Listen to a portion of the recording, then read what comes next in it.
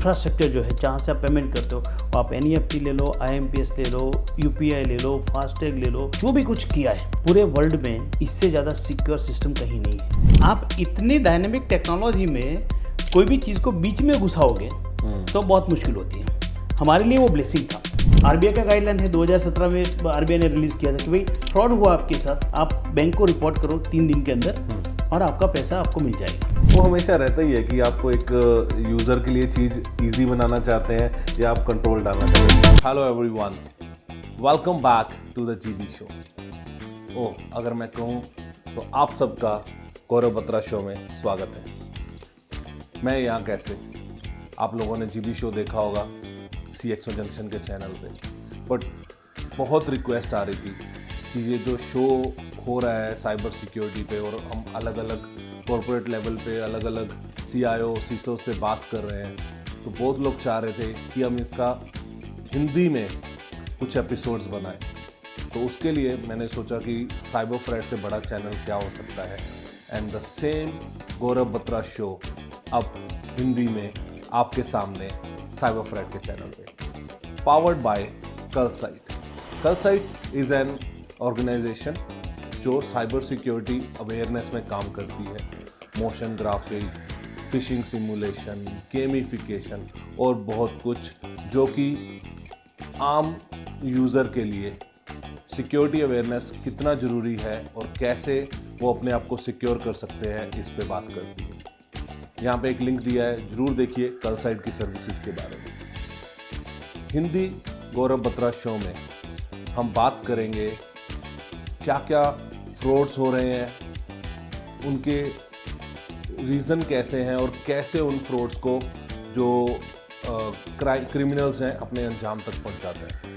हम बात करेंगे डिजिटल बैंकिंग इकोसिस्टम के बारे में, हम बात करेंगे थ्रेट इंटेल कैसे होती है, जो हमले हो रहे हैं, जो बचाव हो रहे हैं, उनके बारे में डिटेल में बात करेंगे। एक फोरेंसिक्स को कैसे अपने चैलेंजेस को ओवरकम करके हम फ्रॉडस्टर तक पहुंच सकते हैं, और किसी भी ऑर्गेनाइजेशन में ऑडिट्स कैसे होते हैं। ये है मेरे कुछ शुरुआत के एपिसोड जो आपको बहुत मज़ा आने वाला है। और अगर आप ये सारे एपिसोड देखना चाहते हैं तो अभी के अभी सब्सक्राइब बटन पे दबाइए, क्योंकि जो हमने पहले 6 एपिसोड शूट किए हैं वो बहुत ही धमाकेदार हैं। और इनकी जो छोटी छोटी क्लिप्स हैं वो हम अपने इंस्टाग्राम चैनल पे डालने वाले हैं, साइबर फ्रेड के, गौरव बत्रा के एंड CXO जंक्शन के पहले वाले तो आप देख ही रहे हैं, और कलसाइट पे भी आपको इन सब की क्लिप्स मिलेंगी। तो ज़रूर इंस्टाग्राम पे हमें फॉलो करिए। तो मैं सबसे पहले आपको मिलवाना चाहूँगा हमारे पहले गेस्ट से, जो हैं भरत पंचाल। उनका इंडस्ट्री में 30+ ईयर्स का एक्सपीरियंस है। NPCI में जब UPI के बारे में बातें हो रही थी, जब UPI बनाने का प्रोग्रेस चल रहा था, तो वहाँ पे वो रिस्क और साइबर सिक्योरिटी देखते थे। और जो आपका UPI आज हम बोलते हैं कि इंडिया का बहुत ही बेहतरीन और सिक्योर सिस्टम है, उसमें उनका बहुत बड़ा योगदान रहा है। भरत पंचाल को फाउंडर कहा जाता है, जो cybercrime.gov.in की वेबसाइट है, उसका उन्होंने शुरुआती दिनों में पूरा फ्रेमवर्क बनाया था, कैसे ये होगा, कैसे ये चलने वाला है। तो आइए भरत पंचाल जी से बात करते हैं, जानते हैं कि इंडिया में जो बैंकिंग सिस्टम है, जो चैलेंजेस हैं, जो फ्रॉड्स हैं, KYC रिलेटेड फ्रॉड्स हैं, जो QR रिलेटेड फ्रॉड्स हैं, और बैंकिंग जो अपने यहाँ पे हो रही है वो कितनी अच्छी है, कितने वहाँ पे चैलेंज हैं, और कैसे जो साइबर क्रिमिनल्स हैं वो इसमें आपको फ्रॉड कर सकते हैं। क्या हमारा बैंकिंग सिस्टम वीक है, या कुछ चैलेंजेस हैं, या फिर एक यूज़र है जो वो वीक पड़ रहा है यहाँ पे। तो आइए भरत पंचाल जी से मिलते हैं और सुनते हैं उनके बारे में, उनके एक्सपीरियंस के बारे में, और जानते हैं इंडिया के डिजिटल बैंकिंग इकोसिस्टम के बारे में।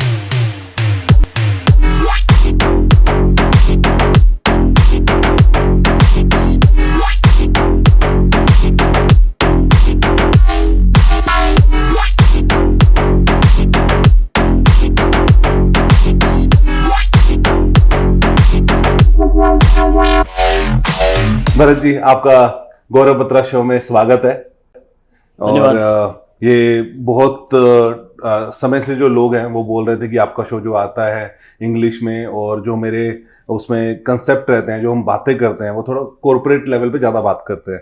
तो कि वो बोल रहे थे कि इंडिया लेवल पे बात करिए, बहुत कुछ हो रहा है, क्रिटिकल इंफ्रास्ट्रक्चर में बहुत कुछ हो रहा है, बैंकिंग चेंज हो रही है, घर घर में डिजिटल पेमेंट्स पहुंच गई हैं, तो कि कुछ ऐसा करिए कि वो बहुत ज़्यादा लोगों तक पहुंचे। तो हमने सोचा कि गौरव बत्रा शो को हिंदी में बनाया जाए।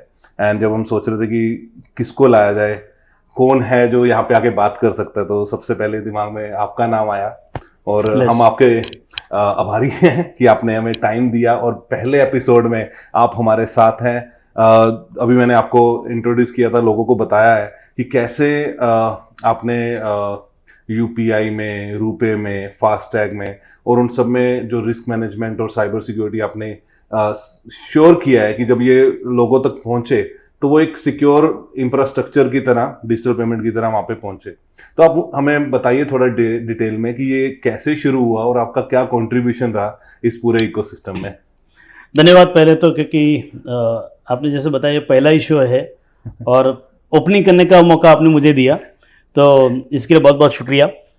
शायद ये सब ऊपर वाले की देन रहती है कि कुछ ऐसा करने के लिए हमें प्रेरित किया जाता है। तो मैं अपने आप को बड़ा खुशनसीब मानता हूँ कि मैं जब पूरा डिजिटल बैंकिंग का रिवॉल्यूशन इंडिया में स्टार्ट हो रहा था तो मैं कुछ कंट्रीब्यूट कर पाया। लेकिन ये पूरा जो जर्नी है, मतलब एक डिजिटल बैंकिंग, तो आप अगर देखें तो इंडिया में अप टू 2005 तक टेक्नोलॉजी पे इतना कुछ ज़्यादा नहीं होता था। मतलब सब कुछ एक जो मैनुअल सिस्टम, हर एक चीज़ में आप टिकट लेने जाओ, बैंक में जाओ, कहीं भी जाओ तो एक मैनुअल सिस्टम चलता था। एंड पेमेंट, ये जो पूरी दुनिया में जिस तरह से इकोनॉमी चलता है, तो payment is a life line for that, क्योंकि जब तक आपका पैसे का जितना चर्निंग जितना होगा इतना आपका इकोनॉमी फास्ट ग्रो होता है। तो आई थिंक ये बहुत पहले रिजर्व बैंक ऑफ इंडिया ने 2005 में एक विजन पेपर रिलीज़ किया था कि भाई इंडिया को एक रिटेल पेमेंट सिस्टम की जो आम जो जनता है उनके लिए, छोटे ट्रांजेक्शन है उसके लिए एक स्पीड और सिक्योरिटी के साथ एक रिटेल पेमेंट सिस्टम बनाया जाए। तो यही सोच के साथ 2005 में जब विजन पेपर आया, उसके बाद पार्लियामेंट में फाइनेंशियल बिल शायद 2009 के आसपास आया था, और उसके बिल के मुताबिक national payment corporation of India NPCI उसका कॉन्स्टिट्यूशन हुआ था। तो अप टू 2010 पूरी बैंकिंग सिस्टम जो एक फ्रेगमेंटेड, एक अलग अलग आइलैंड की तरह चलती थी, उसको इकट्ठा करके एक प्लेटफॉर्म के अंदर लाके सबको एक सिमलेस एक्सपीरियंस मिले बैंकिंग का, एंड वो भी एक डिजिटल तरीके से। तो उसकी शुरुआत 2010 में हुई NPCI में, और जब मैं ज्वाइन किया था समवेयर बिगिनिंग ऑफ 2011, तो I was the first person, मैं पहला ही एम्प्लॉय था कि जिसने रिस्क मैनेजमेंट डिपार्टमेंट शुरू किया था। हालांकि पहले मेरे और कलीग भी ऑलरेडी थे वहाँ पे, लेकिन रिस्क डिपार्टमेंट के नाम से मैं पहला एम्प्लॉय था। इसीलिए आपको आर्किटेक्चर ऑफ रिस्क मैनेजमेंट भी बोलते हैं डिजिटल पेमेंट सिस्टम का। तो शायद एक बड़ा सही डिसीजन था मेरी लाइफ का कि मैं ये पूरी जर्नी में ज्वाइन हो पाया उस टाइम। और उसके बाद की जो है वो तो आप पूरी दुनिया आज उसकी बातें करती है। तो कभी कभी लगता है कि यार हमको जो भी वहाँ से ऊपर वाले ने सही रास्ता दिखा वो पकड़ लिया, और आज उसी चीज़ को लेके आगे बढ़ रहे हैं। क्योंकि जब आपने शुरू किया उस टाइम पे इंटरनेट बैंकिंग भी पॉपुलर हो रहा था, मतलब हर घर घर धीरे धीरे, आई मीन 2010 की 11 की बात जब हम करते हैं तो इंटरनेट बैंकिंग उस टाइम पे घर घर नहीं था, मतलब बट अभी फिर उसके बाद मोबाइल बैंकिंग भी थी, फिर ये आपकी मतलब डिजिटल बैंकिंग जो है उसने शुरू किया। बट जैसे ही आपको ये हुआ कि यूपीआई पे काम करना है, रुपए पे काम करना है, तो आपको क्या लग रहा था कि चैलेंज आएंगे इसमें, और कहाँ पे रिस्क थे एक्चुअली, जो आपको कुछ केस स्टडी या कुछ वैसा बताना चाहेंगे आपकी? शुरू कैसे हुआ मतलब? सो यू आर राइट, एक 2011 की बात करते हैं हम, 2010 की बात करते हैं, तो आज की तरह हर कोई अपने हाथ में मोबाइल लेके घूमता है, वो सिनेरियो नहीं था। Data was luxury. आपको डेटा अगर आपको यूज़ करना है तो आपको भी शायद पता रहेगा, 1 MB का हम 200 300 या तो 1 GB का हज़ार तक देने वाले लोग हैं जहाँ पे। और लास्ट माइल कनेक्टिविटी, आप अगर देखें कि बॉम्बे के बाहर आप निकले, डेटा का कनेक्शन नहीं है। गांव दराज गांव की तो बात ही अलग थी, वहाँ पे डेटा अवेलेबल था ही नहीं। उसके साथ टेक्नोलॉजी, और टेक्नोलॉजी के साथ उसके सराउंडिंग जो रेगुलेशन है वो सारा का सारा एक साथ शुरू हुआ 2011 के बाद। जब हम NPCI में बहुत निसेंट लेवल पे काम कर रहे थे तो लोगों को पता भी नहीं था कि ये लोग क्या करने वाले हैं ना, बट हम लोग क्लियर थे क्योंकि 2011 में हमारे जो असफल MD और CEO थे, होता साहब, और बोर्ड और सारे जो हमारे मैनेजमेंट टीम थे, उन्होंने एक विजन स्टेटमेंट रेडी किया था कि by 2020 every Indian will use one और अदर प्रोडक्ट ऑफ NPCI। 2011 में हमने सोचा था कि 2020 में हर आदमी हिंदुस्तान का NPCI की कोई ना कोई प्रोडक्ट तो यूज़ करेगा। शायद ऐसे बीच में बहुत सारी चीज़ें हो गई जो हमने किसी ने सोचा भी नहीं, लाइक डिमोनेटाइजेशन हो गया, पैंडेमिक आ गया, ये सब कुछ हो गया। और साथ में आपको डेटा का जो अवेलेबिलिटी है मार्केट में, मतलब मोबिलिटी का एकदम चर्निंग बढ़ गया। तो ये सारे फैक्टर इकट्ठा होके जो विज़न हमने 2011 में देखा था 2020 में सही होगा। आज आप मतलब देखिए ना, एक ठेले वाले के पास जाते हैं या तो ऑटो वाला बोलेगा और टैक्सी वाला बोलेगा सर आप एक QR कोड से पेमेंट कर दो, तो ये लगता है कि यार हाँ ये कुछ हमने जो सोचा था ये आज रियलिटी हो गया। उस टाइम पे ऐसा लगता था कि हम सोच रहे हैं पर आप किसी को बता रहे हैं और लोग मान नहीं रहे हैं। नहीं देखो, ये तो हमेशा होती है चीज़ें, और स्पेशली जब आप इंडिया से बात करते हो, क्योंकि इंडिया में क्या होता है ना कि इंडिया का टेक्नोलॉजी, कहीं बाहर जाके बात करके हम लोग ऐसा कर रहे हैं तो लोगों को हाँ ठीक है कुछ बना रहे हैं। इंडिया के अंदर भी थोड़ा मेंटालिटी लोगों का ऐसा ही रहता है, क्योंकि उनको लगता है कि सारे इनोवेशन तो वेस्टर्न वर्ल्ड करता है, इंडिया में इनोवेशन कैसे हो सकता है। तीसरा एक फैक्टर रहता है कि जो भी हम बनाते हैं इंडिया में, तो हमारा जो सो कॉल एलिट क्लास और जो पढ़े लिखे लोग हैं उनको लग रहा है कि ये इन्फीरियर क्वालिटी, एक कुछ उतरती कक्षा का प्रोडक्ट रहेगा, तो वो इन्फीरियरिटी कॉम्प्लेक्स हमेशा लोग दिमाग में लेके चलते हैं। लेकिन हम ये सब चीज़ों के बारे में सोचते ही नहीं थे, क्योंकि एक चीज़ हमें बहुत क्लियर पता था कि बैंकिंग में having legacy in technology is big problem, क्योंकि अब टेक्नोलॉजी तो बहुत डायनेमिक है। जो 10 साल पहले थी और आज 10 साल छोड़ो, 1 साल पहले जो टेक्नोलॉजी आज खत्म हो गई, कुछ नई चीज़ आ गई। तो आप इतनी डायनेमिक टेक्नोलॉजी में कोई भी चीज़ को बीच में घुसाओगे तो बहुत मुश्किल होती है। हमारे लिए वो ब्लेसिंग था, क्योंकि इंडिया में ऐसा कोई स्ट्रक्चर था ही नहीं। तो not having legacy in technology is a blessing.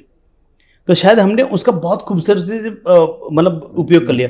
जो भी हमने मतलब हमारे जो CTO साहब थे, CEO साहब थे, और सारे जो टेक्नोलॉजी के जो टीम थी, इन लोगों ने एक अलग दिमाग से सोच के ये पूरी चीज़ को बनाया कि भाई हम ऐसी चीज़ बनाते हैं ओपन सोर्स, जो इजी टू इंटरफेस, आपको कनेक्टिविटी का इश्यू ना, बैंकों के मतलब आप सोचिए कि इंडिया की करीब 2,500 बैंक है। 2,500 बैंकों को एक नेटवर्क में लाना, आप खाली उसके IT इंफ्रास्ट्रक्चर की बात नहीं कर रहा हूँ मैं, आप देखिए पूरा जो इकोसिस्टम है उसके मिलियन ऑफ कस्टमर, उसके एक्सटेंडेड आर्म्स, उसके थर्ड पार्टी, उसके मर्चेंट, मतलब it was mammoth task. But thankfully कहते हैं ना कि कुछ अच्छी चीज़ करनी हो तो सारी दिशाओं से आपको सहाय मिलना शुरू होता है। तो शायद वही एक चीज़ था कि जब ये सब शुरू किया, हमको बहुत सपोर्ट मिला रेगुलेटर का, क्योंकि रेगुलेटर का बहुत क्लियर रहता है कि they will allow innovation but not at the cost of security. तो शायद वो एक सबसे बड़ा जो हमारा जो ट्यूनिंग रहा RBI के साथ कि भाई आप जो भी कुछ बना रहे हैं आपको हमारा पूरा सपोर्ट है, but you have to have customer centric, customer की पूरी सुविधा ध्यान में रख के बनाना। दूसरा कि सिक्योरिटी, कोई उसमें कॉम्प्रोमाइज नहीं। वो तो सब देख सकते हैं आज के टाइम पे, शायद UPI की ये सिक्योरिटी यही चीज अपने है। आप में हम लोगों ने जो किया वो तो है, मतलब ये हमारा थॉट प्रोसेस और हमारा जो विजन वगैरह था, लेकिन सपोर्ट गवर्नमेंट की ओर से, आरबीआई की ओर से ये आया कि यार हमको जहाँ पे हम सही नहीं जा रहे थे वहाँ पे रोक के उन्होंने कहा नहीं ये सही करके जाओ। तो ये जो अब लगते हैं ना, कभी कभी हमको लगता है कि यार दीवार इतनी बड़ी खूबसूरत इमारत बनी है, लेकिन उसके जो जो फाउंडेशन है वो दिखता नहीं कहीं, लेकिन जो फाउंडेशन इतना स्ट्रांग है इसकी वजह से बड़ी इमारत है। तो हमारी फाउंडेशन में आरबीआई, सारी जो बैंक थी, जो इकोस, क्योंकि अल्टीमेटली बैंकों के लिए बना रहे हैं। बैंक का अगर आपको सपोर्ट नहीं रहेगा, बैंक को आप कन्विंस नहीं कर पाओगे तो आप आगे नहीं बढ़ सकते। हाँ बिल्कुल। तो शायद हमारे लिए हमारा जो मैनेजमेंट स्टाइल था, एक सबको साथ लेके चल, बोलते हैं ना कि आपको आगे बढ़ना तो सबको साथ लेके जाना पड़ेगा, तो बड़े से बड़े और छोटे से छोटे। तो हमने एसबीआई जैसी सबसे बड़ी बैंक, उससे लेके कोई छोटे से गांव की जो अर्बन या तो बोलते हैं ना कोऑपरेटिव बैंक छोटी वाली, उसको भी साथ में लेके ये पूरा एक विजुअल जो हमारा विजुअलाइजेशन था ना, उसको रियलिटी में कन्वर्ट किया।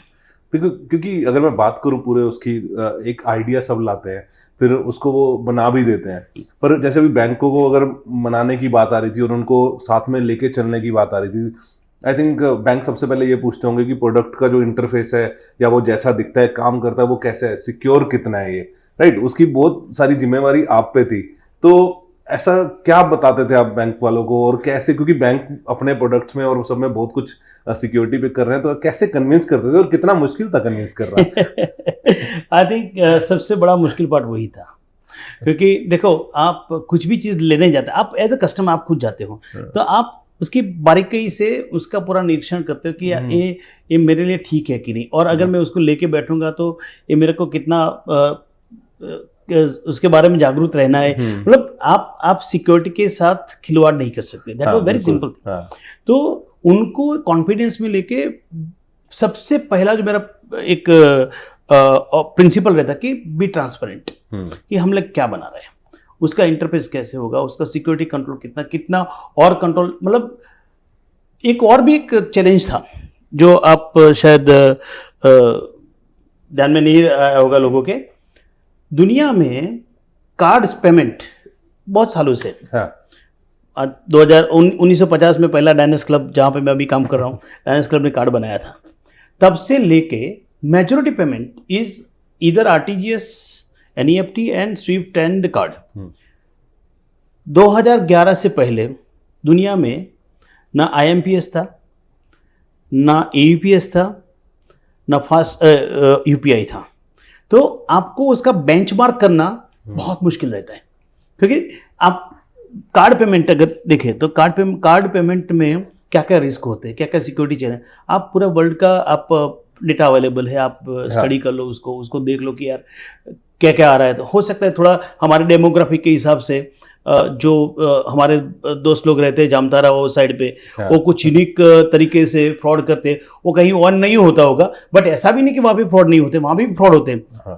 अमेरिका में भी सब, शायद वर्ल्ड का जो एक वेरीफॉन का रिपोर्ट मैंने देखा था, जो पूरा financial crime, cyber crime include which involve financial loss, सबसे ज़्यादा कंट्रीब्यूशन अमेरिका से, बाकी में पूरा दुनिया है।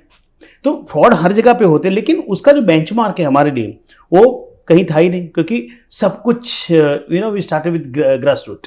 तो काफ़ी कुछ self research, coordination with multiple banks, क्योंकि देखो मैं कुछ बना रहा हूँ तो वो आइडिया मुझे तो है, लेकिन जो यूज़ कर रहा है उसको भी आइडिया रहता है कि उसके कस्टमर के साथ उसको कैसे डील करना है। तो बैंकों से इनपुट लेना, बैंकों के साथ बैठ के, मतलब इट्स ऑल कोलैबोरेटिव जर्नी।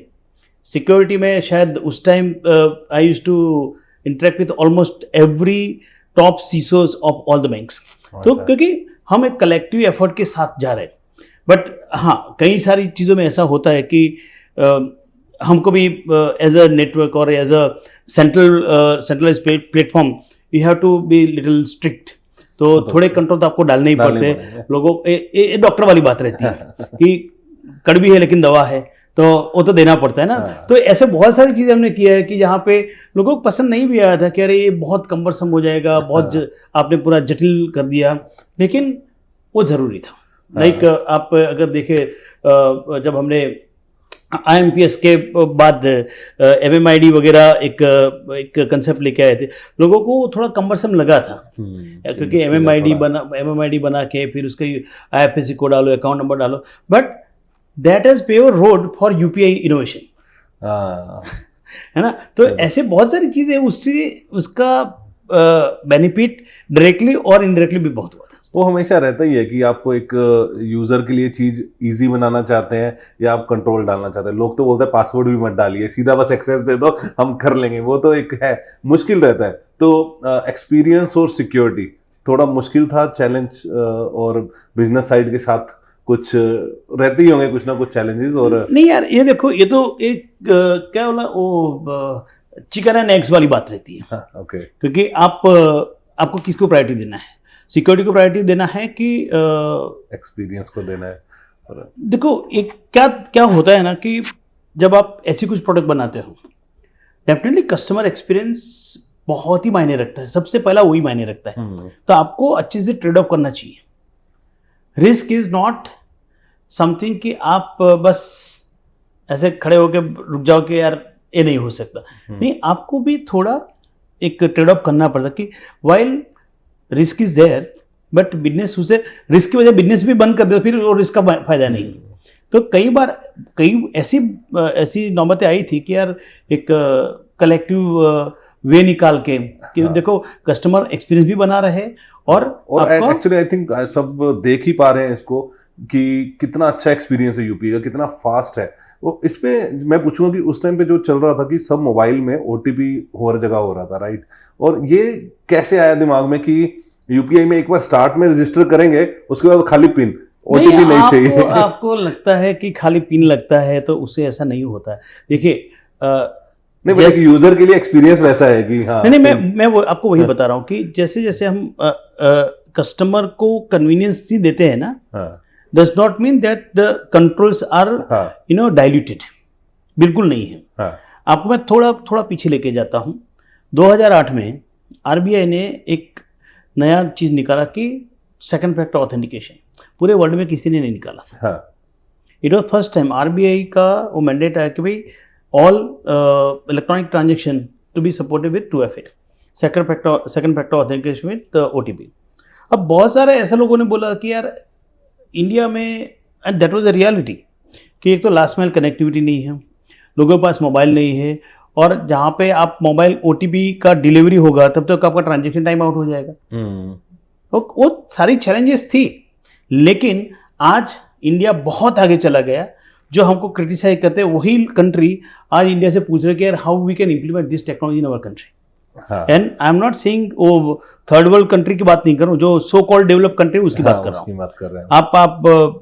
आप पूरे दुनिया में घूम के आए होगा, देखो होगा कि वहाँ पे आप स्वाइप करो, कार्ड पेमेंट निकल गया, तो ये सर। लेकिन coming back to your point कि खाली पिन नंबर डाला और ट्रांजेक्शन, ऐसा नहीं है। हाँ, वैसा नहीं, मैं तो बोल रहा हूँ कि ये अच्छा बनाया है, सिक्योरिटी अच्छी है उससे।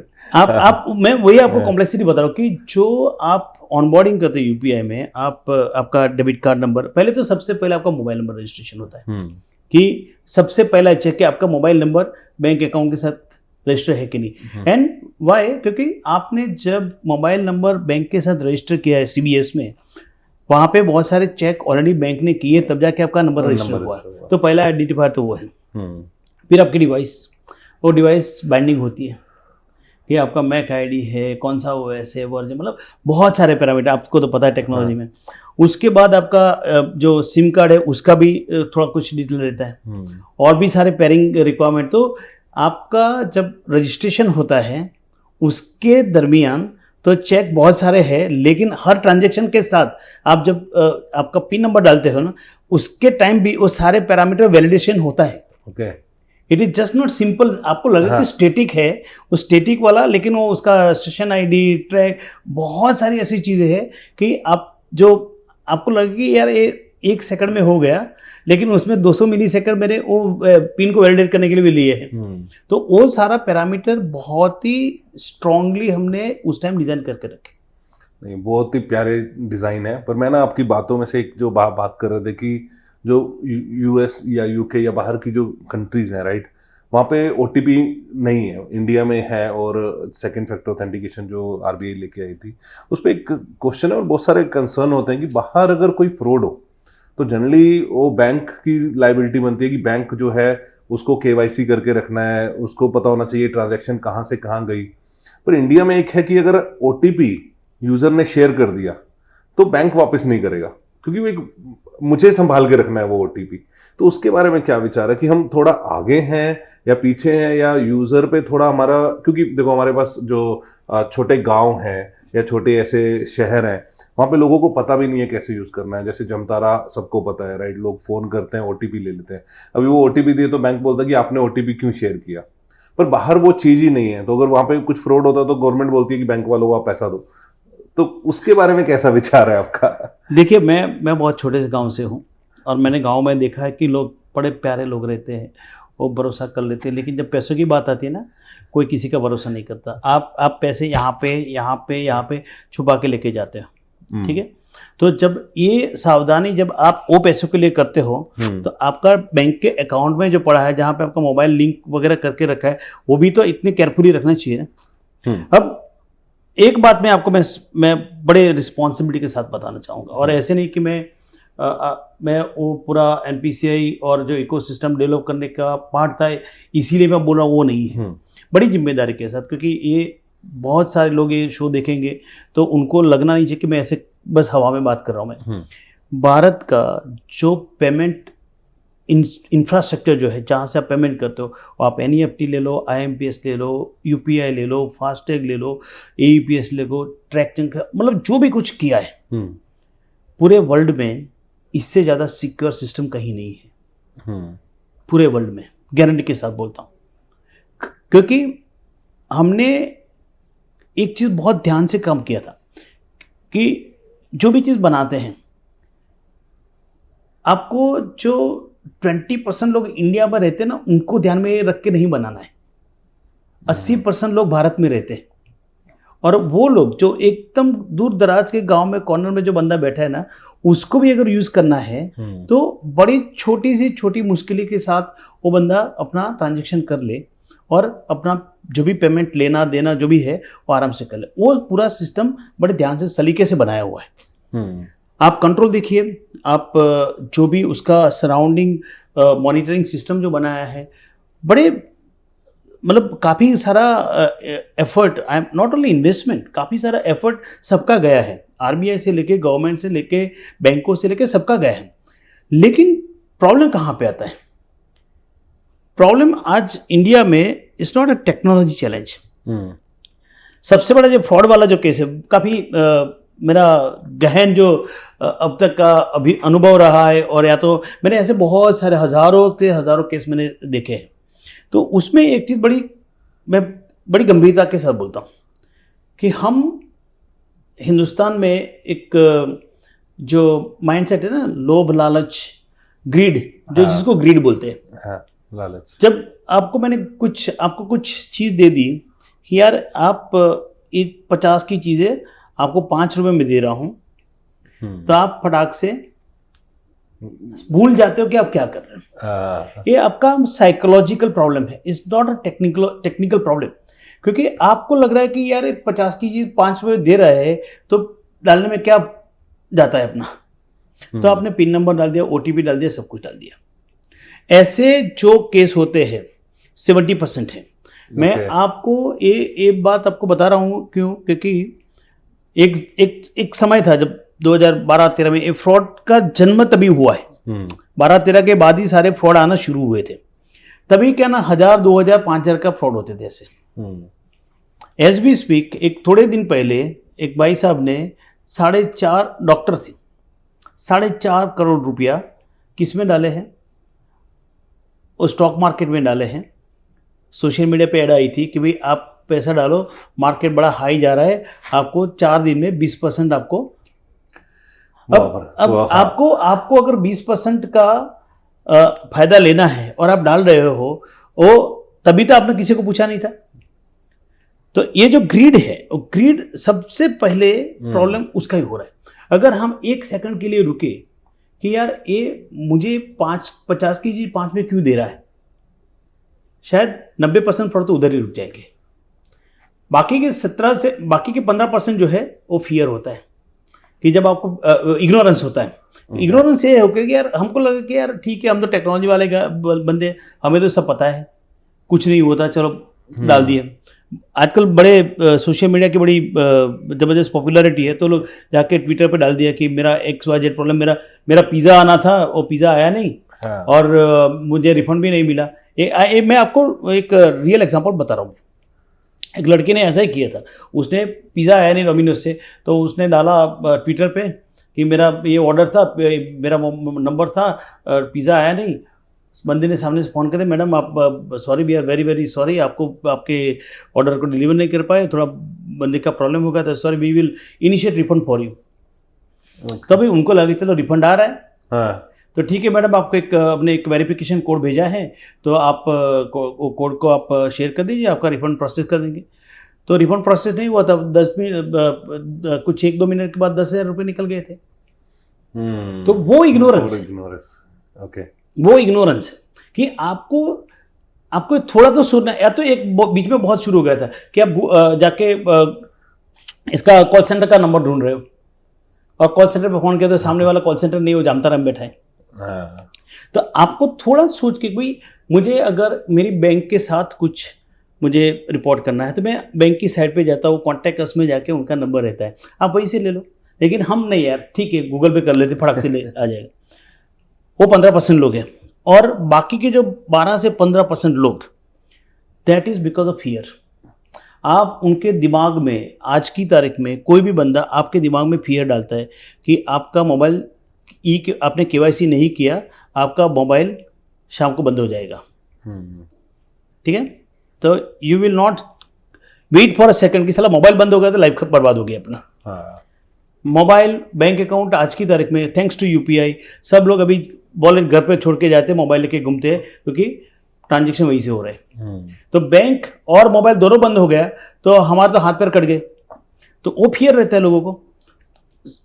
बस उसमें जैसे उसने बोला KYC नहीं हुआ था, फटाक से सर क्या करना बताओ। अभी आपको रिसेंटली बता दो, अभी एक और फियर का मॉड्यूल निकला है। आपको एक कॉल आता है कॉल सेंटर से कि FedEx कंपनी से बोल रहा हूँ और आपका कोई पार्सल था, जबकि आप बोले कि मैंने कोई पार्सल नहीं भेजा। तो बंदा सामने से बोला कि नहीं, आपका नाम से पार्सल है, आपका नाम है, आपका आधार नंबर ये है, आपका मोबाइल नंबर ये है, और वो पार्सल श्रीलंका या तो थाईलैंड गया था, वहाँ पे ड्रग्स निकले हैं, तो आपको तो पुलिस ढूंढ रही है। अब वो बंदा उधर ही फर्क पड़ जाता है। वो उसका लग ही जाता कि यार कि मैं फंस गया अभी। अब पुलिस की और इतना सारा ड्रग्स वगैरह का इतना एकदम सेंसिटिव आ जाते ना, हमारे जैसे लोग भी एक बार तो फड़फड़ा जाएंगे कि यार पुलिस का मामला है। तो I am so sorry to hear कि यार एक मैडम कोई बॉम्बे में 25 करोड़ रुपया 25 करोड़ रुपया अब भी गया एक हफ्ता 10 दिन पहले की बात। शी लॉस्ट 25 करोड़ और she was under digital arrest. Digital arrest क्या होगा, वो बोले आपका वीडियो चालू करके रखो, हम आपके वॉच रखे, आपको कहीं इधर उधर जाना नहीं है, आपको पूरा हमारे निगरानी में रहना है, आप जो भी है आप पैसा यहाँ पे डालो तो हम आपका केस को रफा दफा कर देंगे। ऐसा कहीं नहीं होता। अगर आपका ये ऐसा कोई फियर आपके दिमाग में डाल रहा है तो आपको 2 मिनट तो सोचना चाहिए कि यार ठीक है, वो कोई जो भी फोन कर रहा है पुलिस का काम करेगी। कॉल सेंटर वाला तो आपको कैसे बता देती है आपके नाम पे नोटिस है। तो जो फियर वाला जो फैक्टर, ये टोटल मिला के 95% ऑफ फ्रॉड इन इंडिया, अगर हम थोड़े एक दो सेकंड के लिए रुक जाते ना तो 70-80% फ्रॉड तो ऐसे रुक जाएंगे।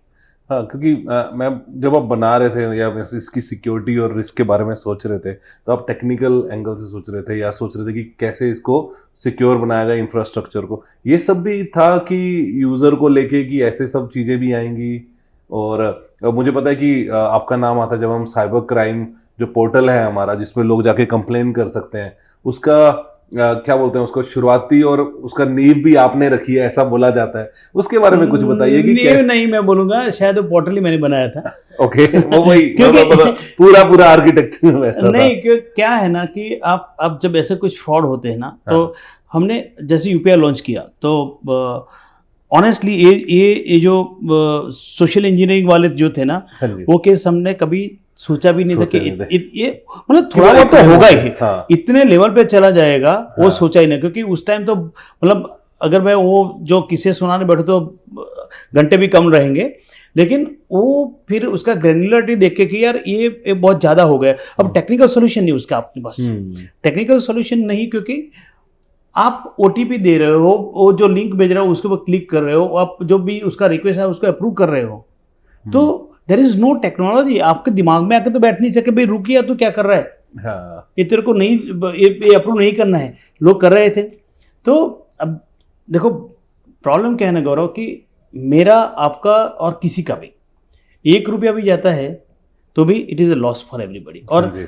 हम लोग क्या है ना, ठीक है थोड़े वेल टू डू लोग हैं तो 1000-2000 रुपये ऐसे फ्रॉड में चले गए तो जलता है, लेकिन 1-2 घंटे बाद भूल जाते हैं। But look at the common man, वो बेचारा पूरा दिन मजदूरी करते 200-300 रुपये इकट्ठा करता है और उसके अकाउंट से पैसे चले गए तो बहुत खलता है, क्योंकि ये उसकी पूरे दिन की मजदूरी थी।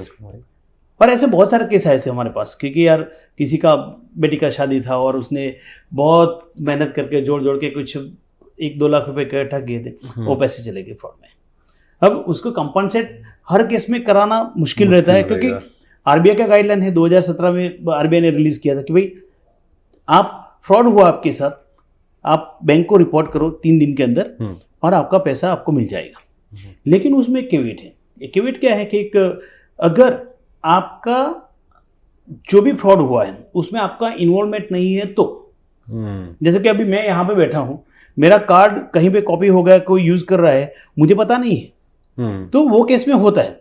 लेकिन अभी मैं आपसे बात कर रहा हूँ, किसी ने मैसेज भेजा कि नहीं आप अर्जेंटली KYC करो, ये नंबर भेजा है और वो फ्रॉड हो रहा है, मेरा वो OTP मांगा, उसने कुछ रिक्वेस्ट भेजा है, मैं पढ़ता नहीं हूँ, वो पैसा भेज नहीं रहा, मेरे से ले रहा है, ठीक है, तो वो सारा मैं ध्यान नहीं रखता और पैसे चले गए।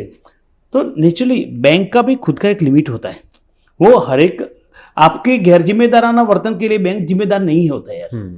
तो वो सारे केस में हम लोगों ने देखा कि यार बहुत ज़्यादा हो रहा है, तो क्या करें इसका, at least let us provide some platform कि जहाँ पे लोग आके कंप्लेन करें। तो क्या होता है ना कि उस टाइम ना हमारा ये जो ऑब्जेक्टिव था उसके पीछे कि चलो आपने कंप्लेन किया कि मेरा पैसा निकल गया, अब पैसा निकल गया तो एक से दूसरे अकाउंट में बड़ी बात ये होती है ना कि आप जब ये अभी वाले जो फ्रॉड होते हैं ना, तो अकाउंट से अकाउंट में जाते हैं तो उसका ट्रेल मिलता है आपको। पहले क्या ना ATM से पैसे निकल गए, अब वो पैसा बंदा लेके निकल गया, चला गया, तो वो तो ट्रेल खत्म हो गया। लेकिन इलेक्ट्रॉनिक ट्रांसफर में आपका ट्रेल रहता है कि एक अकाउंट से दूसरे से तीसरे, मतलब ये पूरा जो जर्नी होता है ना, तो अगर फ्रॉड हुआ आपके साथ विद इन 1 आवर, जो एक गोल्डन आवर बोलते हैं हम डिसीज के टाइम में भी, ये भी एक डिसीज ही है, तो उसमें गोल्डन आवर में आप अगर बता दो कि भाई मेरे साथ ये फ्रॉड हो गया है, तो क्या ना वो इमीडिएट इन्फॉर्मेशन आता है। तो जहाँ अगर वो सिस्टम में पैसा है 1, 2, 3, 4, 5, 6 ऐसे इतनी बैंकों में घुस गया है, फिर भी अगर वो सिस्टम में है तो we can hold that money into last account, तो वहाँ से पैसा वापस आना शुरू हो जाए। ये पूरा जो ऑब्जेक्टिव था पोर्टल, मतलब लोगों को रिपोर्ट करने के लिए, तो मेरे दिमाग में आइडिया, फिर I share with my management, my board, they also agreed कि यार ठीक है चलो कम्युनिटी के लिए ये तो करना चाहिए। वहाँ से पूरा cybercrime.gov.in जो पोर्टल था, पहले वो नाम नहीं था actually, then I approach our dearest friend Brajesh Singh साहब, तो he was very active as a IG for cyber, Maharashtra cyber, तो ही ब्लेस के भरत भाई बहुत अच्छा है, चलो एक हम दोनों ने मिलकर साथ में काम किया उसके ऊपर। तो आई डिस्टिंक्टली रिमेंबर हमने then chief minister Shri Devendra Fadnavis sir, उन्होंने 4 फरवरी 2019 को पोर्टल लॉन्च किया और हमने पूरा सिस्टम के उस पर एक किया था कि यार जो कॉमन मैन होता है ना, वो जाके पोर्टल पे जाके रिपोर्ट करके मेरे साथ ये हुआ। अब उसको वो पता नहीं कि ATM में एक्वायरिंग बैंक क्या होता है, इश्यूइंग बैंक क्या होता है, बैंक में सारा डिटेल क्या होता है, किसको जाके, कुछ नहीं, आप खाली आपका डेटा डालो कि भाई मेरा बैंक अकाउंट ये है, मेरा बैंक ये है, मेरे साथ ये हुआ, आप थोड़ा डिटेल डालो और सारा detail, contact number, email ID सब कुछ। तो जैसे पोर्टल में जाता है तो बैकएंड पे हमने पूरा एक क्या बोलते हैं स्ट्रक्चर बना के रखा था कि अगर आपका फॉर एग्जांपल आईसीआईसी बैंक में अकाउंट है तो आईसीआईसी बैंक को कैसा पता चलेगा कि आपके साथ फ्रॉड हुआ है। हम तो कॉल सेंटर पे जाके बात कर लेंगे, लेकिन जो दूर देहात का बंदा है तो वो जाके सीधा पोर्टल पे डालता, तो जो बैंक का है उसके लोगों को पता चलेगा, नियरेस्ट पुलिस स्टेशन को जाएगा, एनपीसीए में जाएगा, सामने वाले बैंक को जाएगा, किसका एक्वायरिंग हुआ वहाँ पे जाएगा, टेलीकॉम वाले का, सबको विद इन फ्यू मिनट्स खटाखट मैसेज पहुँच जाए कि भाई ये बंदे के साथ ये हुआ है, और जहाँ पे पैसा आगे जा रहे थे वहाँ पे। तो पोर्टल बड़ा अच्छा बना था। तो बाद में गुजरात पुलिस ने उससे कुछ आइडिया लेकर हमारे यहाँ पे बना। Then ministry of home affairs I4C वहाँ पे सेट हुआ, तभी दे रियलाइज किया रहे बहुत अच्छी चीज़ है, तो then they took it for national level. Of course बाद में उन्होंने बहुत कुछ मॉडिफिकेशन किए, लेकिन जो बेसिक कंस्ट्रक्ट जो है पूरा, मतलब एक 1930 और cybercrime.gov.in जो portal, that was done by me. मतलब कितना अच्छा लगता होगा ना कि ये कि हमने देश के लिए, अपनी जनता के लिए कुछ किया है। नहीं यार, क्या होता है ना कि we couldn't die for the nation, हम देश के लिए मर नहीं पाए, हम जी तो सकते हैं ना। तो शायद वो ही एक चीज थी कि यार जो भी कुछ किया हमने, कि एक कॉमन मैन को, एक लोग को हम एक लेवल से उठा के कैसे ऊपर लेके आए, क्या हम उनको सेफ सिक्योर एनवायरनमेंट दें, तो शायद वही। चलिए, बहुत बहुत खूब। अभी एक बैंक के बारे में बात करना चाहूँगा। आई थिंक हमारे पास टाइम है थोड़ा सा, एक दो क्वेश्चन और आराम से। हाँ, तो उसमें कि जो आज के जो बैंक है हमारा, क्योंकि मेरे को तो बहुत मजा आ रहा है ये बातें करने में, बहुत कुछ सुनने को मिल रहा है और एक्सपीरियंस है आपका। तो जो आज के बैंक जो हैं वो ये जो फ्रॉड्स को कम करने के लिए आपको क्या लगता है कि कौन से ऐसे कदम उन्होंने उठाए हैं जो बहुत ही सराहनीय हैं, जो बहुत ही मतलब उनको अप्रिशिएट करते हैं, और कुछ ऐसी चीजें जहां पे आपको लगता है कि बैंकिंग सिस्टम इंप्रूव हो सकता है? देखो, जो सबसे बड़ा प्रॉब्लम है, मैं आपको सही बताऊंगा कि बैंकिंग सिस्टम में प्रॉब्लम कम है, लेकिन जो आपका फ्रॉड का गंगोत्री जो बोले वो आपका टेलीकॉम सिस्टम है। क्योंकि आप देखिए पूरा का पूरा सिस्टम मोबाइल पे चल रहा है। आपका मोबाइल नंबर, आप बैंक में जाते हैं, बैंक में 1000 KYC के डॉक्यूमेंट लगते हैं, आपको आधार लाओ, ये पान कार्ड लाओ, ये लाओ, सब कुछ करके आप फिजिकली, आपको मोबाइल नंबर भी चेंज करना है तो आपको ब्रांच में जाना पड़ता है। लेकिन बंदा जो सिम कार्ड लेता है ना, उसके ऊपर कंट्रोल नहीं है आज। तो सारे फ्रॉड जो शुरू होते हैं वहीं से होते हैं। तो शायद बैंक ने क्या क्या अच्छा किया, मैं बाद में आता हूँ, जो करने की जरूरत है वो सबसे पहले तो वो है। दूसरा क्या होता है कि honourable supreme court pass judgment 2016 में, उस टाइम कि भाई Aadhaar can not be mandatory for KYC। we have to respect to the Supreme Court, but आप प्रैक्टिकलिटी देखें तो उस टाइम जो KYC आधार बायोमेट्रिक ऑथेंटिकेशन के बाद जो सिम कार्ड और बैंक में जो फ्रॉड जो मतलब बहुत ही कम हो गए थे। अच्छा। आज वो सिचुएशन अगर वापस ली जाए, एक बार आधार को मैंडेटरी किया जाए ना, तो मैं समझता हूँ कि आपका जो डुप्लीकेट सिम का जो इश्यू है, and SIM is not only threat to the banking sector, आप देखिए मतलब लॉट मेनी अदर एक्टिविटीज, आप मतलब जो भी टेररिस्ट एक्टिविटी होता है, मनी लॉन्ड्रिंग होता है, बहुत कुछ जो होता है, SIM is critical component in all this thing. मतलब कहीं तो कुछ दंगे वगैरह हुए थे, कुछ 3-4 हजार सिम एक बंदे के पास निकले थे। तो ये लोग क्या कर रहे हैं, कौन यूज कर रहा है, वहां से कौन ट्रांजैक्शन कर रहा है, व्हाट नोस, तो उसको कंट्रोल में लाने की बहुत ही जरूरत है। आधार को मैंडेटरी करने की जरूरत है, क्योंकि वहीं से आपका एक बोलते हैं ना ऑथेंटिसिटी जो है वहीं से तो आती है। बैंक ने बहुत अच्छा काम किया है, मैं आपको ये भी बता दूं, क्योंकि देखो आज जो पोर्टल जो है, जो अभी हमने बात कर रहे थे, वो पोर्टल की वजह से बैंकों में कोऑर्डिनेशन बहुत फास्ट हो गया। ऐसे बहुत सारे केस हैं कि पैसे जैसे गए और बैंकों के साथ कोऑर्डिनेशन करते करते पैसे को रोक लिया, मतलब इन करोड़ एंड करोड़ रुपीस। तो इतना वो तो हुआ है, लेकिन बैंकों भी क्या, बैंकों का खुद का भी लिमिटेशन होता है। उनके पास अभी RBI का मैंडेट है और बैंकों ने खुद भी proactively real time fraud monitoring system, आपका जैसे ट्रांजैक्शन निकलता है, मतलब उस टाइम मैंने भी NPCI में इंप्लीमेंट किया था, अभी भी बहुत अच्छी तरह से उसका यूज होता है पूरी बैंकिंग सिस्टम में। तो आपका जब ट्रांजेक्शन होता है बैंक में, तो बैंक और नेटवर्क लाइक एनपीसीआई वो ट्रांजेक्शन को वैलिडेट करते हैं कि ये ट्रांजेक्शन जेन्युइन है कि नहीं। ओके। मतलब एक आपको एक सिंपल अगर एग्जांपल देता हूं मैं कि अब मैं यहाँ पे बैठा हूँ, मैंने कार्ड यहाँ पे मैंने स्वाइप किया कहीं, और एक घंटे के बाद दिल्ली में मेरा कार्ड यूज हो रहा है, तो पॉसिबल ही नहीं कि अब मैं यहाँ से घंटे में जाकर दिल्ली में बैठा हूँ, वहीं पे जाकर कार्ड यूज किया। वो तो बहुत ही छोटा इंटेलिजेंस, बहुत सारे इंटेलिजेंस वो सिस्टम में फीड करके रखे हैं, जिसकी वजह से आपका ट्रांजेक्शन जेन्युइन है कि नहीं बैंक चेक करती है, और कभी कभी वो आपको डिक्लाइन भी करे। एक और आपको एक एग्जांपल देता हूँ। आप कहीं पे जाके कार्ड स्वाइप कर रहे हो, मतलब एक ज्वेलर की शॉप में, या तो एक आपका एबनॉर्मल पैटर्न है, आप ज्यादातर गोल्ड नहीं लेते हो, लेकिन एक बार कहीं गोल्ड की शॉप पे जाके 2 लाख रुपए का कार्ड स्वाइप कर दिया, तो ट्रांजेक्शन तो हो गया उस टाइम, बट आपका ट्रांजेक्शन कंप्लीट होने से पहले बैंक से फोन आएगा, ये ट्रांजेक्शन आपने किया है क्या? तो ये सारा सिस्टम पहले नहीं था। ये अभी पिछले आप 2-4-5 साल में आप देखें तो उस टाइम बना हुआ चीज। तो बैंक बहुत कुछ कर रही है, लेकिन अगेन जो मैं पहले आपको जो बता रहा था कि टेक्नोलॉजी की चैलेंज टेक्नोलॉजी से सॉल्व हो जाएगी, लेकिन आपको माइंडसेट है उसका क्या है। आरबीआई कहता है सावधान रहिए, सतर्क रहिए। बच्चन साहब ने शायद मेरे हिसाब से मेरा एक अंगत पर्सनल ओपिनियन है कि 2 बूंद जिंदगी के बाद दूसरा जो बड़ा टेम्परेचर हुआ है, तो सावधान रहिए, सतर्क रहिए। लेकिन फिर भी लोग वो चीजों को एडॉप्ट नहीं करे। तो सबसे बड़ा अगर जरूरत है बैंकों को भी अभी भी करने की जरूरत कि आप लोगों में अवेयरनेस लाइए।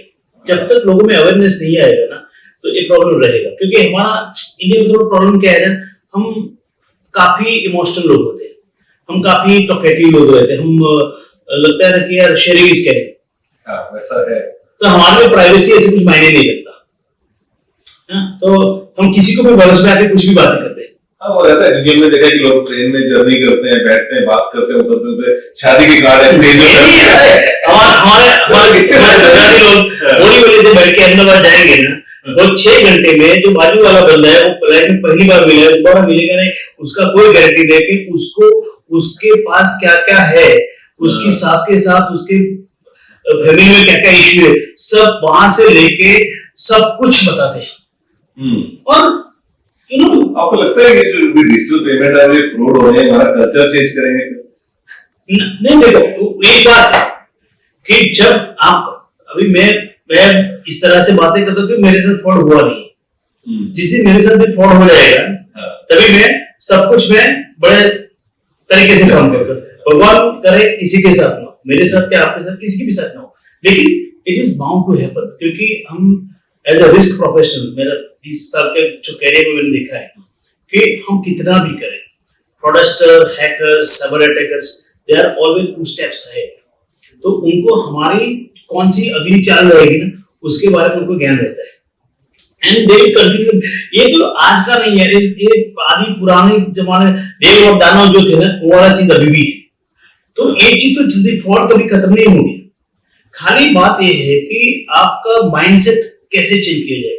मेरे हिसाब से एक अवेयरनेस, दूसरा भी जो हमारा डेटा प्राइवेसी लॉ है, तो उसमें बहुत सारी चीजें अभी रैंपेंट डेटा आप शेयर कर रहे हो।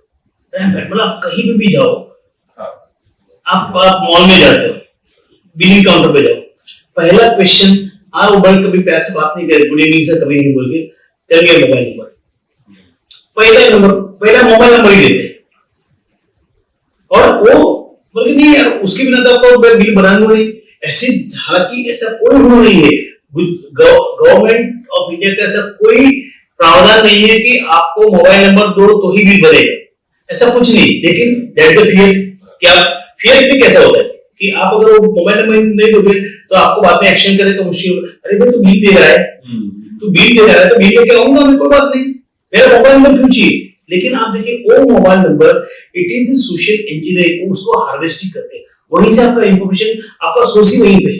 आप जो डेटा लेके आप उनको दे रहे हो, पता नहीं किसके पास जा रहा है, उसका क्या यूज कर रहे हैं। 4 दिन के बाद आपको फोन आता है, ठीक है, तो उसका सही तरीके से यूज होता है लेकिन गलत तरीके से ज्यादा यूज होते हैं। तो वो सारा का सारा डेटा प्राइवेसी लॉ की वजह से अभी बहुत कम हो जाएगा, क्योंकि आपको कंसेंट लेना पड़ेगा कि मैं आपका डेटा ले रहा हूँ, क्यों ले रहा हूँ, मेरा राइट है, मैं पूछूंगा क्यों ले रहे हो, मुझे जानने का हक है और आपको बताने की फर्ज है। फिर उसके बाद आप उसके क्या करोगे, आप उसको किसको देंगे, आपको उसका पूरा ट्रैक रखना पड़ेगा। एक दिन मुझे लगा कि यार मेरा डेटा आप डिलीट कर दो, तो आप मेरे को क्वेश्चन नहीं कर सकते क्यों डिलीट करो। तो ये बहुत सारी साइकोलॉजिकल चेंज आएंगे, थोड़ा एक जैसे इम्प्लीमेंटेशन शुरू होगा, डेफिनेटली कुछ ना कुछ तो अच्छी चीज होगी, लेकिन फिर भी एक जो साइकोलॉजी है, हमारी जो मेंटालिटी है ना, उसको धीरे धीरे धीरे उस लेवल पे लेके जानी पड़ेगी कि zero trust. When it come to आप जब डिजिटल बैंकिंग की बात आती है ना, मैं तो बहुत बहुत पहले बोल चुका हूं जी कि साइबर सिक्योरिटी स्पेशली टुडे, जब बोलते हैं ना रोटी कपड़ा मकान हमारी बेसिक नेसेसिटी है, आज हम वो सिचुएशन में पहुंचे हैं, टेक्नोलॉजी हमारी लाइफ से आप डिटेक्ट नहीं कर सकते। आप बॉम्बे की बात करें या तो मालदा की बात करें या तो पहलगांव की बात करें या तो मदुरई की बात करें, इंडिया के चारों कोने में सब लोग मोबाइल में मतलब टेक्नोलॉजी के इतने एडिक्टिव हो चुके हैं। एडिक्टिव नहीं बोलूंगा मैं, but it is part of life, आप उसके बिना नहीं रह सकते। मेरे गांव में जो फार्मर लोग रहते हैं ना, they are getting weather feed directly from ISRO's satellite, तो वो भी टेक्नोलॉजी का यूज है। लेकिन आपको इतने लेवल पे पेनिट्रेशन हो चुका है, तो आप टेक्नोलॉजी छोड़ के आप वापस वही आज से 20-25 साल वाले जमाना में नहीं जा सकते, है ना। तो वो आपके साथ रहेगी, तो वो अगर साथ में रहेगी तो साइबर सिक्योरिटी का रिस्क भी रहेगा। तो मेरे हिसाब से रोटी कपड़ा मकान एंड साइबर सिक्योरिटी ये आपकी बेसिक जरूरियत हो जाएगी। ओके, प्राइवेसी और सिक्योरिटी के बिना नहीं चलेगा कुछ, वो मतलब इन सिस्टम जिंदगी का पार्ट होने वाला है और हमें वो करना ही पड़ेगा, सीखना ही पड़ेगा। एक लास्ट क्योंकि अभी मैंने बैंकिंग के बारे में पूछा, यूजर के बारे में पूछूंगा कि आपने जब साइबर क्राइम जो पोर्टल है राइट, उसमें देखा हो तो आपने देखा, आप जैसे बोल रहे थे कि आपको पता नहीं था कि इतने केसेस आएंगे, और जब आए तो सबसे ज्यादा केसेस किस कैटेगरी की हैं, उसमें से कुछ एक दो अगर आप केस स्टडीज बताओगे, आपने कुछ शेयर करी है अभी, बट जो उसमें सबसे ज्यादा कौन से वाले हैं, और हमारे यूजर के लिए क्या आप उनको बताना चाहोगे कि कैसे वो उन सबसे बचे? ओके, सबसे ज्यादा जो केसेस आते हैं उसमें अकाउंट से पैसे निकल गए। अब वो कैसे निकल गए वो हम उसके ऊपर नहीं जाते, लेकिन ज्यादातर केस में यूपीआई पे आप जाके किसी ने लिंक भेज दिया। हमें एक और पूछना है, कुछ लोग बोलते हैं कि मुझे क्यूआर कोड आया, लिंक आया, मैंने क्लिक किया, पैसे चले गए। यूपीआई में कभी भी पिन डाले बिना पैसे नहीं। सर मैं उसके ऊपर ही आ रहा हूँ। अच्छा, देखिए वो नहीं, यूपीआई में मैं इतना आपको गारंटी के साथ बोलता हूँ, अगेन मैं डिजाइन का पार्ट बन चुका हूँ, मुझे पूरे उसमें माइन्यूट डिटेल मुझे पता है, इसीलिए मैं आपको बता रहा हूँ। बैंकिंग सिस्टम में पिन नंबर जो रहता है, आप यूपीआई का पिन ले लो, नेट बैंकिंग का पासवर्ड ले लो या कोई भी ले लो, ओटीपी ले लो, ये तीनों चीज सिस्टम अपने आप उठा के वैलिडेट नहीं करता। क्लियर? दूसरा कि आपका जो पिन नंबर है, कोई भी transaction, it is a mandate by reserve bank of India कि आपका कोई भी ट्रांजैक्शन सेकंड फैक्टर ऑथेंटिकेशन के सिवा नहीं हो सकता।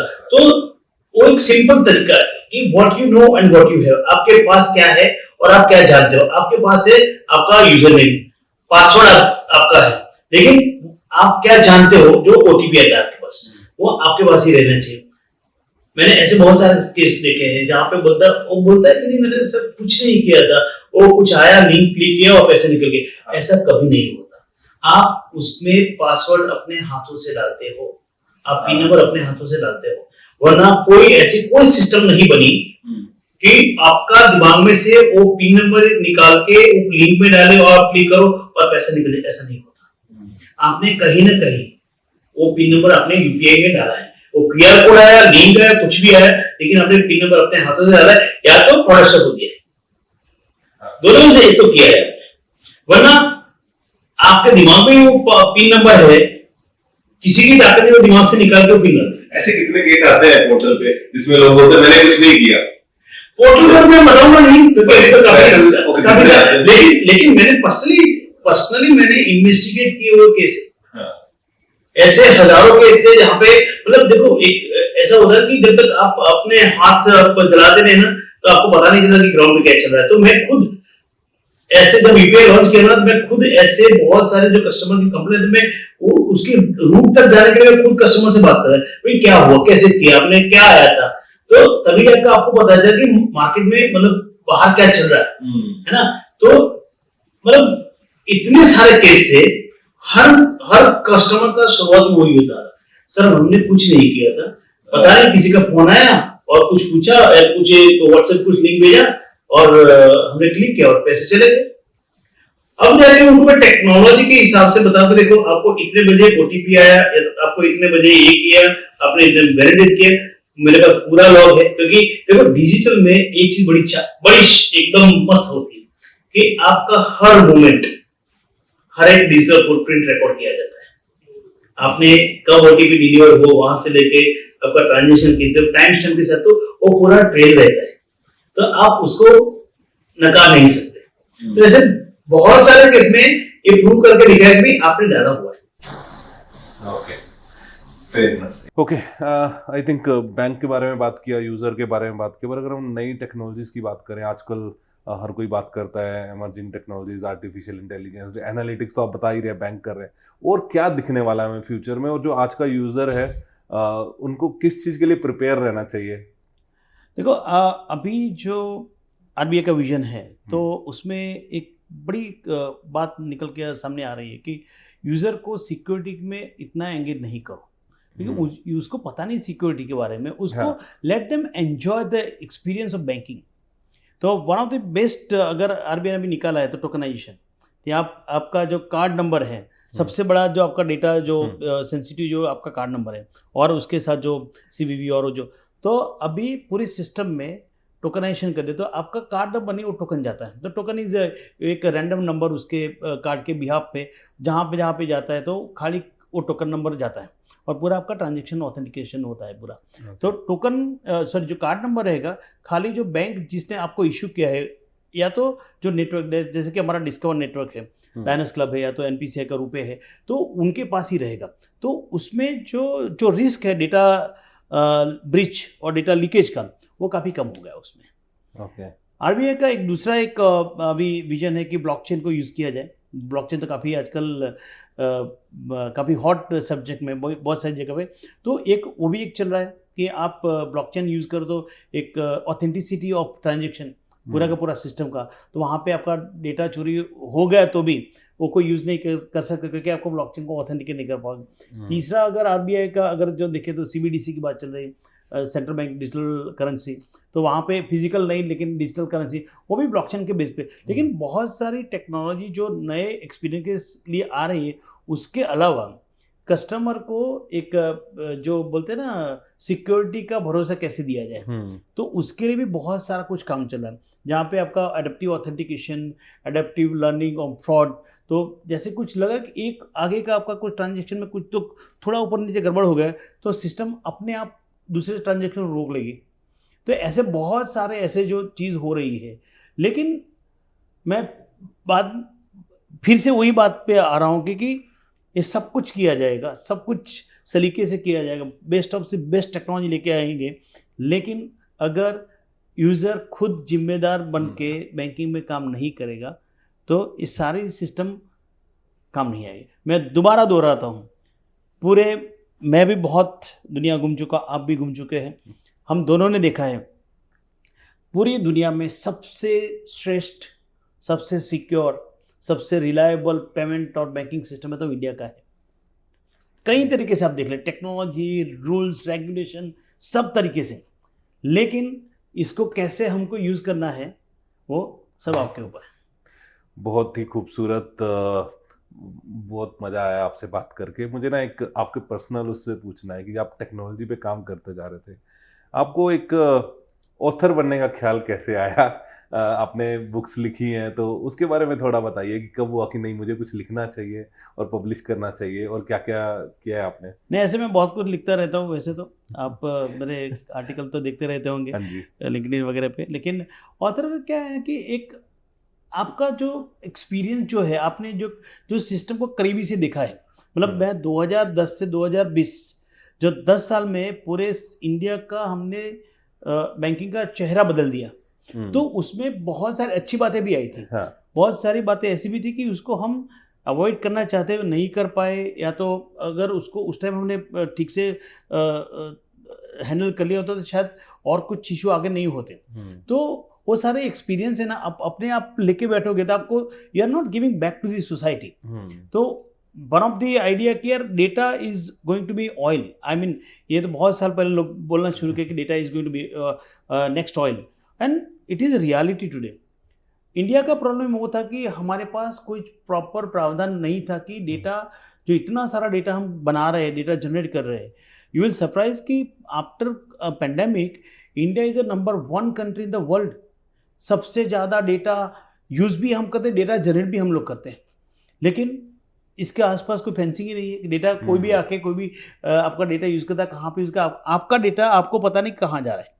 तो उसके ऊपर हमने मतलब मैं तो one of the part of that book, but काफ़ी एमिनेंट लोग थे जो आर्मी के लेफ्टिनेंट जनरल साहब थे 3, और मेरे एक बहुत ही करीबी दोस्त है विनीत गोयल का, और हम 6 लोगों ने मिलके बुक लिखा है the data sovereignty the pursuit of supremacy, क्योंकि उसका विजन काफ़ी क्लियर है हमारा कि इंडिया और भारत सनातन धर्म से एक सप्रेशन में गया है, क्योंकि कॉलोनाइजेशन जो बोलते हैं हम, एक सिल्क रूट का एक कॉलोनाइजेशन हुआ था, तब पूरा एक सोने की जो पूरी जो बोला जाता है भारत को, वो सिल्क रूट से लेके वो सब जो कॉलोनाइजेशन हुआ, उसके बाद ब्रिटिश कॉलोनाइजेशन हो गया। तो पूरा जो भारत का जो रुतबा था वो उसमें ख़त्म हो गया। और अगर तीसरा कॉलोनाइजेशन होगा विच इज़ डेटा कॉलोनाइजेशन, आपका डेटा आप यूज़ करके आपको ही अगर कंट्रोल करेंगे, और इतनी बड़ी डेमोक्रेसी, इतनी बड़ी द लार्जेस्ट पॉपुलेशन वाला कंट्री, अगर उसका डेटा सिक्योर नहीं है तो it is a big security risk for the nation.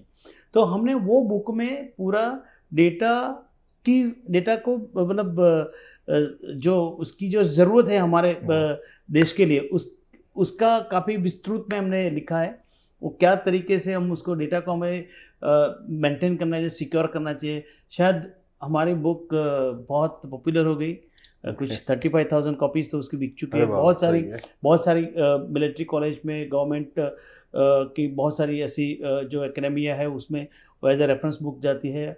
और शायद बुक की वजह से काफ़ी इन्फ्लुएंस हुआ डेटा प्राइवेसी बिल जो अभी आया है, उसमें बहुत सारी जो चीज़ें हमने जो बुक में लिखी थी, काफ़ी कुछ मटेरियल भी हो रहे, तो काफ़ी अच्छा लगता है कि जो बहुत अच्छी बुक है, वो पढ़ा है मैंने उसके बारे में। एंड आई थिंक मेरे ऑडियंस को मैं बताना चाहूँगा ये सारे प्लेटफॉर्म्स पे भी अवेलेबल है। यस, इट इज अमेज़न पे अवेलेबल, फ्लिपकार्ट पे अवेलेबल है। चलिए मैं सबसे रिक्वेस्ट करूँगा, ये भरत जी से मैं जितना बात करूँ, जितना उनके पास मतलब ऐसा है कि मैं 100 पॉडकास्ट बना सकता हूँ, इतना डाटा है, हम घंटों तक बात कर सकते हैं। पर आई थिंक इन्होंने ना बहुत कुछ अपना बुक में कवर किया है, आप ज़रूर पढ़िए उस बुक को। और भरत जी मैं आपका शुक्रिया करना चाहूँगा, आपसे बात करके बहुत ही मज़ा आया। एंड एक छोटा सा गिफ्ट है हमारी तरफ से, thank you for coming on thank you so much for a Batra show. नहीं, मैं आपका बहुत शुक्रगुजार हूँ, क्योंकि आपकी वजह से शायद मेरे जो भी छोटे मोटे एक्सपीरियंस है इतने सारे पब्लिक के साथ पहुँचे, और लगता है कि ये शो देखने के बाद अगर मैं 4 लोगों के भी पैसे बच जाएंगे ना, वो मेरे लिए बहुत बड़ी कामयाबी है। बस यही, बहुत बहुत धन्यवाद, थैंक यू जी, बस यही कोशिश कर रहे हैं। तो मैं आपको मिलता हूँ फिर अगले मंगलवार 6 बजे। ध्यान रखिए और सुरक्षित रहिए। क्या बोलते हैं उसको? सावधान रहिए, सतर्क रहिए। Bye bye.